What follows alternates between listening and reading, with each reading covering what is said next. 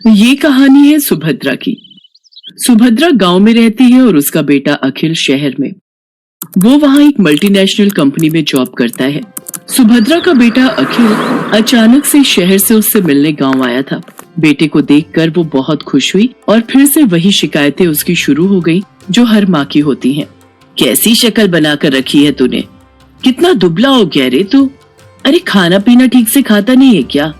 बहुत काम करवाते हैं क्या ऑफिस वाले?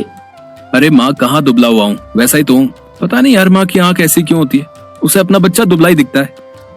तुझसे तो बोलना ही बेकार है। सुन, तू हाथ मुंह धो ले, मैं तेरे लिए आलू के पराठे बना कर लाती हूँ। सुभद्रा रसोई में जाने लगी तो अखिल ने अपनी माँ का हाथ पकड़कर उसे सोफे पर बिठा लिया और कहा, अरे माँ ये सब छोड़, मुझे तुमसे कुछ बहुत जरूरी बात करनी है। ये सुनकर सुभद्रा की आंखों में चमक आ गई और उसने खुश होकर उससे पूछा, क्या बात करनी है बेटा? शादी के बारे में? तू तैयार है? रुक, मैं तुझे कुछ दिखाती हूँ। सुभद्रा ने सोफे के पास रखे टेबल से कुछ लिफाफे निकाले और उससे लड़कियों की तस्वीर निकालकर अखिल को दिखाने लगी। बोल, कौन सी है तुझे पसंद? अखिल ने उन तस्वीरों को बेमन से देखा और माँ से कहा, माँ मुझे इनमें से कोई भी पसंद नहीं है। क्या बोल रहा है तू? सारी इतनी सुंदर हैं, पढ़ी लिखी भी हैं। तब अखिल ने अपनी माँ से जो बात कही उसे सुनकर उनके चेहरे पर चमक आ गई। अरे सच, तूने लड़की पसंद कर ली है? अरे कौन है वो? क्या नाम है उसका? कहाँ की है? अरे माँ एक साथ इतने सारे सवाल। ये कहकर अखिल ने अपना मोबाइल निकाला और उसकी गैलरी से आकांक्षा की तस्वीर निकाल कर दिखाई। उसे देखकर सुभद्रा बहुत खुश हुई। वाह, कितनी सुंदर है मेरी बहू। मैं बहुत खुश हूँ बेटा, बहुत खुश। अखिल और आकांक्षा की शादी हो गई। जब वो पहली बार उसे लेकर घर आया तो सुभद्रा द्वार पर उसकी आरती उतार रही थी, तो आकांक्षा को ये सब पसंद नहीं आ रहा था। आकांक्षा शहर में रहने वाली मॉडर्न ख्यालों की लड़की थी। उसने सुभद्रा से कहा, क्या मम्मी जी, अब ये सब कौन करता है? अरे क्यों नहीं करता, सभी करते हैं। लक्ष्मी हो तुम मेरे घर की, और लक्ष्मी का स्वागत तो ऐसे ही किया जाता है। सुभद्रा की बातों को सुनकर आकांक्षा ने अपना मुंह बना लिया। अखिल चाहता था कि आकांक्षा थोड़े दिन माँ के साथ रहे, क्योंकि उसकी कंपनी वाले उसे देश से बाहर भेजने वाले थे। आकांक्षा ने भी कभी गांव देखा नहीं था, इसलिए उसने अखिल की बात टाली भी नहीं। ठीक है बाबा, लेकिन जल्दी आ जाना, मैं यहाँ अकेले बोर हो जाऊंगी। अखिल शहर चला गया। एक दिन की बात है, सुबह का समय था। आकांक्षा अपने कमरे में सोई हुई थी। सुभद्रा घंटी बजाते हुए पूजा कर रही थी। घंटी की आवाज से आकांक्षा डिस्टर्ब हो रही थी। वो गुस्से में बाहर आई और सुभद्रा से कहा, क्या मम्मी जी, सुबह सुबह इतना शोर क्यों कर रही हैं आप? ऐसा नहीं कहते बहू, मैं पूजा कर रही हूँ और अब तो सुबह के 7 बज गए। 7 बज गए तो मैं क्या करूँ? मुझे आप जैसे गवारों की तरह जल्दी उठने की आदत नहीं है। चलिए अब बंद करिए ये सब और मुझे सोने दीजिए। सुभद्रा को अपनी बहू की बात बहुत बुरी लगी, लेकिन वो चुप रह गई और खुद को ही दोष देने लगी।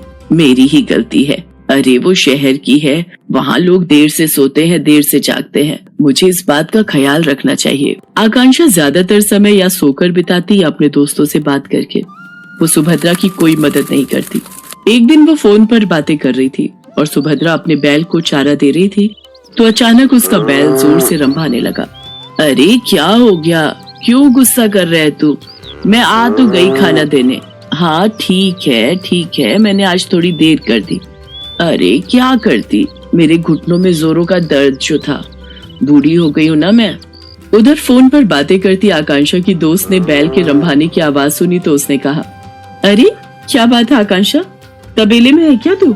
ये पीछे से कैसी आवाज आ रही है? अरे गांव है ना ये, यहाँ तो गाय भैंस की आवाज आएगी ना, कोई डीजे तो बजेगा नहीं। अच्छा सुन, मैं तुझसे थोड़ी देर में बात करती हूँ। आकांक्षा ने फोन काटा और सीधे सुभद्रा के पास पहुंची। क्या मम्मी जी, आप लोगों को जरा भी तमीज नहीं है क्या? अरे मैं फोन पर बातें कर रही हूँ और आपका ये बैल शोर कर रहा है। अरे मेरी बेइज्जती होती है दोस्तों के सामने।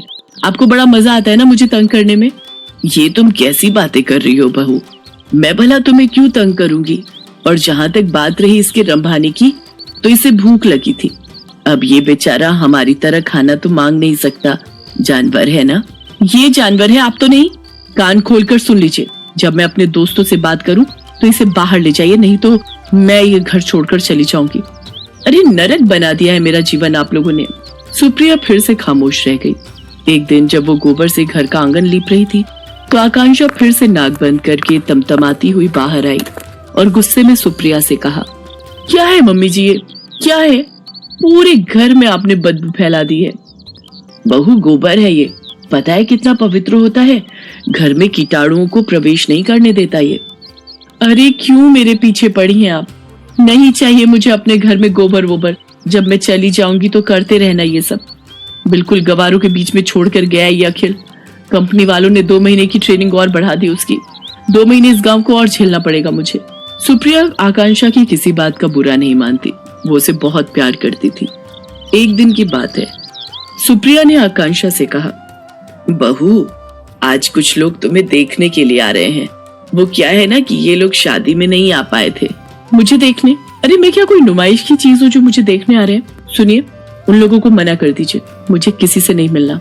आकांक्षा बार बार सुप्रिया का अपमान करती और बार बार उसे जली कटी सुनाती, लेकिन सुप्रिया अपनी बहू को कुछ नहीं कहती। उसे हमेशा यही लगता कि बहू शहर की है, वहाँ के तौर तरीके अलग होते हैं, उसे वो बदल नहीं सकती। एक बार की बात है, सुप्रिया कुछ दिनों से बहुत बीमार थी। उसका बुखार उतरने का नाम ही नहीं ले रहा था, लेकिन आकांक्षा को इन सब बातों से कोई फर्क नहीं पड़ता था। एक दिन आकांक्षा छत की बाउंड्री के पास खड़ी होकर अपने दोस्तों से बातें करते हुए और अपनी सास की शिकायत करके अभी फोन रखा ही था कि तभी न जाने कैसे उसका पैर फिसल गया और वो छत से नीचे गिर पड़ी। आह! आकांक्षा की आवाज सुनकर सुप्रिया भागी भागी बाहर आई। उसे देखा कि आकांक्षा जमीन पर गिरी तड़प रही है। बहू, बहू, अरे ये कैसे हो गया? आकांक्षा लहूलुहान हो गई थी। गांव में अस्पताल 4 किलोमीटर दूर था। सुप्रिया को समझ नहीं आ रहा था कि वो क्या करे। तभी उसे अपने बैल के रंभाने की आवाज आई। सुप्रिया ने अपने बैलों को तुरंत बैलगाड़ी में जोड़ा और अपनी बहू को उसमें डाला और खुद ही बैलगाड़ी चलाकर अस्पताल की ओर जाने लगी। जल्दी चल और जल्दी चल, मेरी बहू को जल्दी से अस्पताल पहुंचाना है। दोनों बैल पूरी तेज गति से भागने लगे। कुछ देर बाद ही वे सभी अस्पताल पहुंच गए। आकांक्षा की गंभीर हालत देखकर डॉक्टर ने उसे तुरंत एडमिट कर दिया और उसका इलाज शुरू कर दिया। कुछ देर बाद डॉक्टर ऑपरेशन थिएटर से बाहर आए। अब आपकी बहू की हालत में सुधार है। अगर आपने उसे लाने में जरा भी देर की होती तो कुछ भी हो सकता था। जब तक आकांक्षा अस्पताल में रही, सुप्रिया न रात को सोती न दिन को। वो सारा समय उसके सिरहाने बैठी रही, उसकी किसी भी जरूरत को तुरंत पूरा करती। आकांक्षा को पता लग गया था कि सुप्रिया किन परिस्थितियों में और कैसे उसे अस्पताल लेकर आई थी। उसे अपनी हर पुरानी बात आज याद आ रही थी और उसे पश्चाताप हो रहा था। माँ जी, मुझे माफ कर दीजिए, मैंने आपके साथ कितना बुरा किया, क्या नहीं कहा आपको, लेकिन आपने मेरी जान बचाने के लिए क्या कुछ नहीं किया। मेरी गलतियों के लिए माफ कर दीजिए। अरे कोई गलती नहीं की तूने, तू ठीक हो गई बहू, बस मेरे लिए यही सबसे बड़ी बात है। तभी आकांक्षा को बैल के रंभाने की आवाज आई। वो उस आवाज को सुनी रही थी। तभी, पता है तू यहाँ बीमार है तो मेरे दोनों बैलों ने भी खाना पीना छोड़ दिया है। वो अस्पताल के बाहर ही खड़े रहते हैं।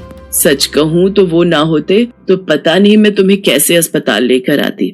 सुप्रिया की बातों को सुनकर आकांक्षा की आंखों से झरझर कर आंसू निकलने लगे। वो बाहर निकली और बैलों को गले लगाकर उनसे भी माफी मांगी। आकांक्षा बदल गई थी। उसे गांव अच्छा लगने लगा था और सुप्रिया में तो उसकी जान बसने लगी थी।